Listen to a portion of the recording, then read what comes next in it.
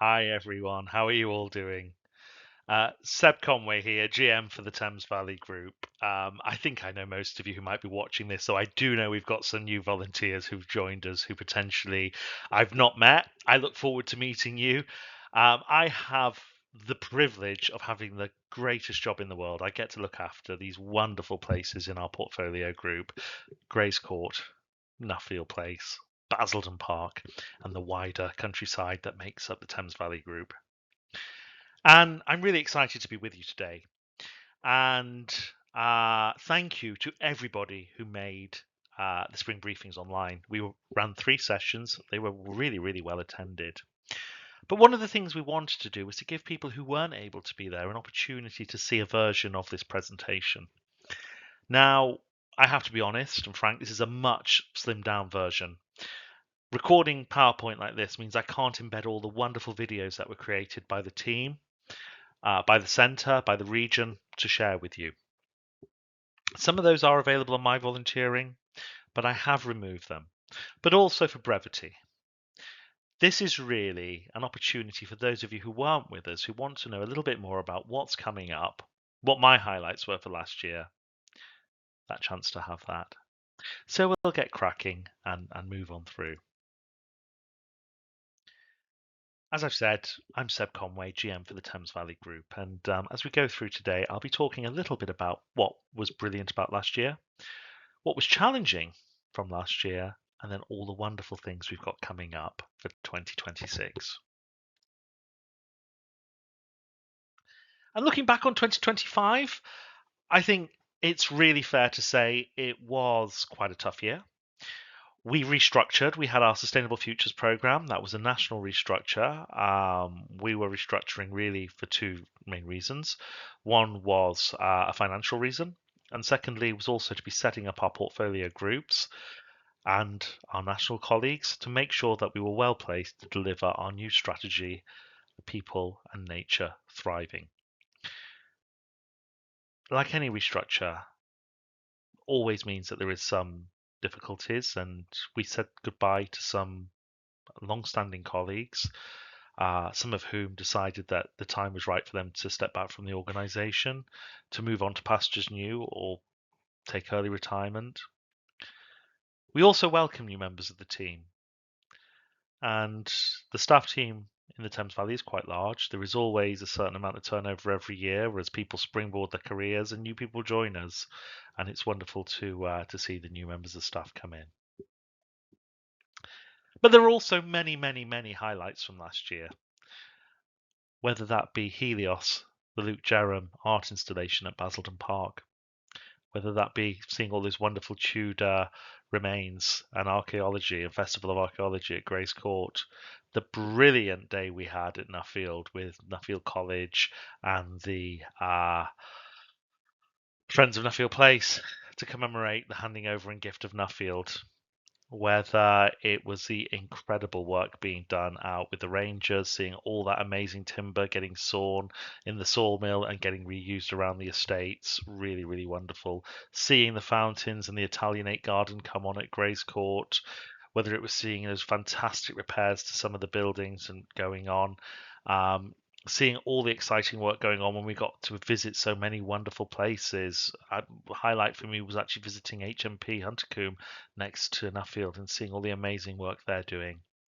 Some wonderful, wonderful things happened, and apologies because it was a really lovely 7-minute video which went through all this, but I'm sure you all have your own memories of what was wonderful about last year. And we've achieved so much in the Thames Valley in 25. And I want to thank you all, whether staff or volunteers, for the part you've played in that. First off, with our volunteers, you have given us 73,358 hours of volunteer time contributed to the Thames Valley Group. We now have 756 active volunteers working with us at each of our sites. That's a breakdown of 347 at Basildon, 298 at Grays Court, and 111 at Nuffield. And really excitedly, we've welcomed in the last 12 months 119 new volunteers. That's 1 in 6 of you has been with us less than 12 months. That's really exciting to welcome new faces and new people into the group. You're all very, very welcome. 44 of you joining at Basildon, 61 at Grays Court, and 14 at Nuffield Place. And what about those visitor figures? It was a record-breaking year for us. In 25-26, we welcomed 322,432 visitors to the Thames Valley Group. That is a record-breaking year for us, really getting back to those pre-pandemic levels. It was a record-breaking year for Basildon, in no small part due to Helios. 162,587 people visited. Grays Court, not far behind, 138,732 visitors. And Nuffield welcomed 21,113 visitors. As well as a record-breaking year, it's not only that, it's the overall satisfaction levels and the quality of the welcome that when we do the surveys, we know our visitors are receiving.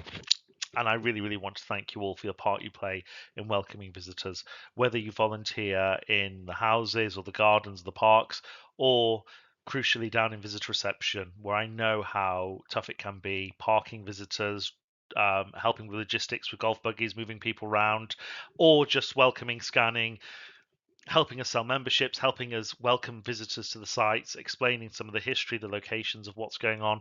Really, really wonderful. Our commercial colleagues, a fantastic year for them. So in terms of retail, well, retail contributed £351,624 as an operating margin this year, with total commercial sales of 736,000, a 10% increase on last year. Huge well done to Shiri and her team. And then in food and beverage, total sales for food and beverage were £1.283 million, with a contribution of £235,000. Busiest day, 25th of August, where £8,000 was taken in barbecues and ice cream for Helios. And what a year it's been in terms of growing support and our visitor reception teams. So, admissions income from tickets sold to non-members, 354,000. Member credit, that's the payment we get for every member we scan in, 1.033 million. And then some of these figures are outstanding.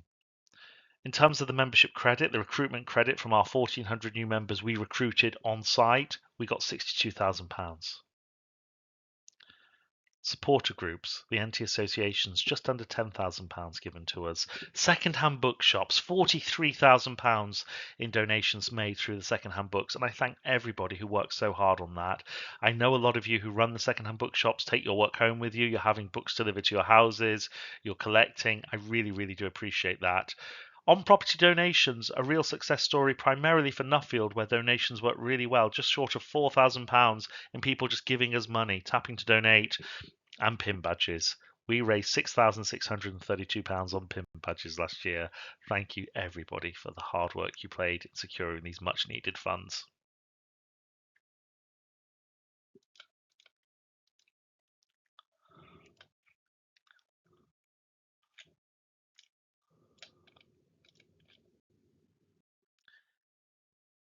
And now I just wanted to share a slide just to introduce you to the Portfolio Group leadership team.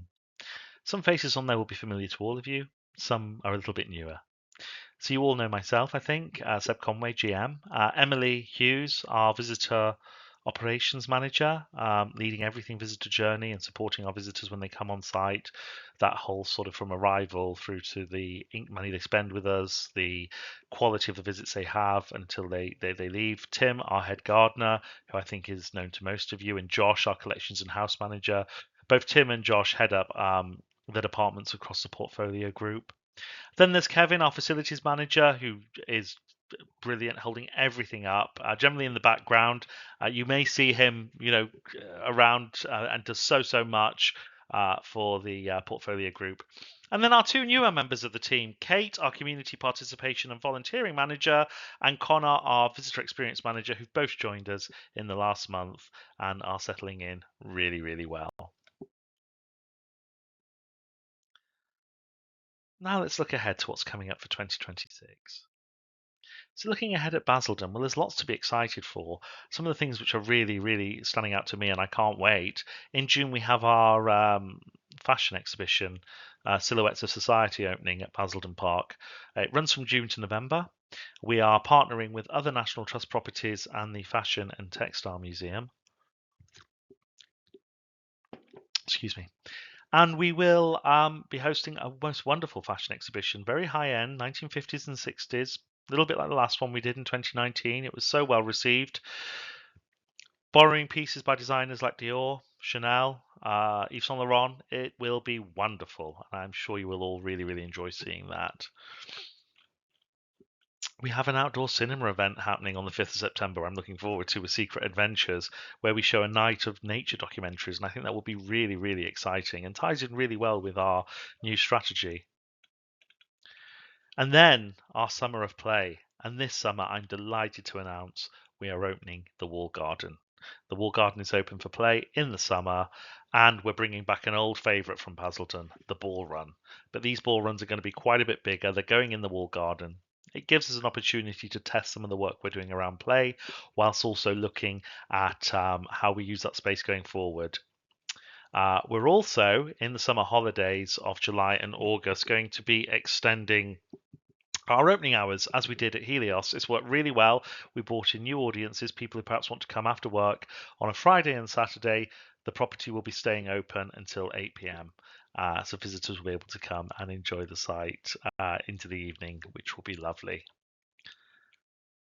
As we move on to Grace Court, well, the EV electric vehicle charging is now available and making a nice secondary income for us. That was wonderful to have. We've got our Summer of Arts. We've got the Henley Arts Group. We've got Oxford Sculpture Group. We've got the Darling Buds of May exhibition coming in and the Arts Trail. Absolutely wonderful to see art continuing to come into both the Cromwellian and the Garden at Grays Court. It really is wonderful to see. We have Summer of Play happening at Grays Court. We have Festival of Archaeology returning not once but twice. In its first instance, Adrian, our archaeologist, will be back continuing the dig and the excavations on the Oval Lawn as we look to find out more of those Tudor range of buildings. In September, he'll return and we move to the Upper Lawn, where the Geophys has identified what we think is the medieval Great Hall. And so we are going to do an archaeological dig there and see what we can find. That will tie us in really well for next year's big programme at Grays Court, our Year of the Normans. We're looking forward to finding out more about that. We also have our secondary catering outlet, which will open next month in May, and that is going on the tennis court. So you'll be able to, or visitors will be able to enjoy a beautiful cup of coffee, perhaps a slice of cake from our kiosk, which will now be on the tennis court. Some beautiful new benches, those gorgeous views looking out over the parkland, and also in the spirit of tennis, enjoying some smaller racket games out there. We're going to have some table tennis and various other games for people to play. And of course, it is so close to the garden. People will be able to walk straight into the Wall Garden from there and enter into the kitchen garden. It promises to be a really, really lovely component coming online for us. And further down the line, we have the donkey wheel. I continue to work up the plans there for the restoration. It is going to cost a significant amount of money to reopen and get the donkey wheel fixed. But when I took this role, that was one of my key ambitions, was to get our principal unique components back open. And we are fundraising. We're doing our very best with grant funding to try and make sure we can get that project kicked off for 2027. And then over at Nuffield Place, well, it's wonderful to welcome back Makerspace, not this time over in the garden, but actually inside the house in the bookshop. It's been really lovely to see the open store and how well that's gone down in our new exhibition space. And we'll have further exhibitions, particularly around the Chinese silks, going in there very soon. The car clubs are returning again this summer, which will be lovely. And we're going to have what I think will be really appreciated, a focus on families. And we're going to have a small version of Summer of Play with lawn games returning to Nuffield Place and actually offering something for families, which I think is so important for Nuffield. The essential structural works are starting next month in May in the drawing room. We've had to wait a little bit longer than we would have liked, but that's because of the sheer volume of asbestos we discovered and have had to work very carefully and sensitively to encapsulate and remove. We're also exploring more of the work we're doing with stakeholders, and there's a wonderful meeting coming up this week where we're working with partners, and we'll be following up with that about some of the really exciting work going on with some of the new partnerships we're forming in Nuffield Place. What I would like to encourage you to do, and I won't go through this in any great detail now, this is all on my volunteering, but we have renewed many of the ways of working for the organisation, and we have new foundations.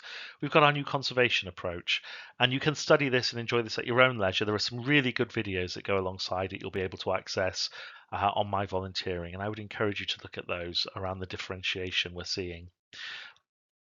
But we've also differentiated our portfolios. We have 3 differentiations now for every portfolio group across England, Wales, Northern Ireland. They are Restore Nature and an Equal Access and Growth. And I don't think it comes as a surprise to anybody to know that the Thames Valley Group has been designated a growth portfolio. That's not to say we're not going to continue doing the amazing nature work we do, particularly around our countryside sites and Basildon and Grays, nor is it going to stop doing the unequal access work, whether that be the work we do with our stakeholders and community partners. But it is about growing, and it's about making sure we're hitting that financial growth both for the portfolio group and the wider organisation. That growth is going to be incremental to start with, a percentile increase a year. And then when we get larger scale investment, that becomes transformational growth, and we see a real significant drive of visits to that. That would be after having an infrastructure project, and I look forward to sharing more with you about that in due course. One of the other improved ways of working I want to look at is how we work better with you as volunteers, and part of that comes down to communication. Now, the reason we moved this meeting from being in person and went to online, where, as I say, we had bigger numbers than we've had for many years, was so we can reach more of you, particularly with the one we did of an evening and following up with this session, but also we could hang on to the money we have, and actually, rather than booking venues, we could put that money into improving the number and the quality of social events we have, which I hope you'll enjoy. And there is one coming up very soon at Grays Court to have a private view of the Wisteria Garden, which I hope many of you will be able to join us for and will enjoy. But my commitment in the Thames Valley Group is you will have regular departmental coffee mornings with your departmental manager. You'll get a monthly newsletter from Zoe about all things going on in the portfolio group. When you're on site, you will have daily briefings run by your departmental manager or a deputy who's covering for them on the day. Access to social events and previews throughout the year, and key emails regarding programming and events. Nationally, you will also receive a monthly newsletter from the Trust, have my volunteering access, regular listening sessions with Hilary McGrady and other members of the exec group, and access to the Facebook volunteering page should you want that. And I want to thank all of you who filled out the survey when we sent out the invites. We did ask you a question: what do you enjoy most about volunteering in the Thames Valley Group? We've collated your answers onto one slide as a word cloud. And what's wonderful for me here is that it's not our collections, our places, our gardens, have come up. I know they're important, but it's people, it's visitors, it's volunteers, it's staff, it's team, those words about the people. And I know for so many of you, same as it is for us as staff, it's the people who make these sites so special. And I just wanted to finish by saying a huge thank you to all you do to support Grays Court, Nuffield Place, Basildon Park, our wider countryside sites around the Thames Valley Group. We couldn't do it without you. This is a very, very short, under 20-minute presentation. As I say, it's missing a lot of the whistles and bells that went into the longer presentations, but I hope for those of you who weren't able to join us, it just gives you that little sense of what was discussed and what's coming up. I hope you're excited. I think there's going to be some wonderful things happening this year. And I'm really, really excited for the future of these properties and where we are going to get to. And I look forward to going on that journey and working with you to get there. Once again, thank you for all you do. We really couldn't do it without you.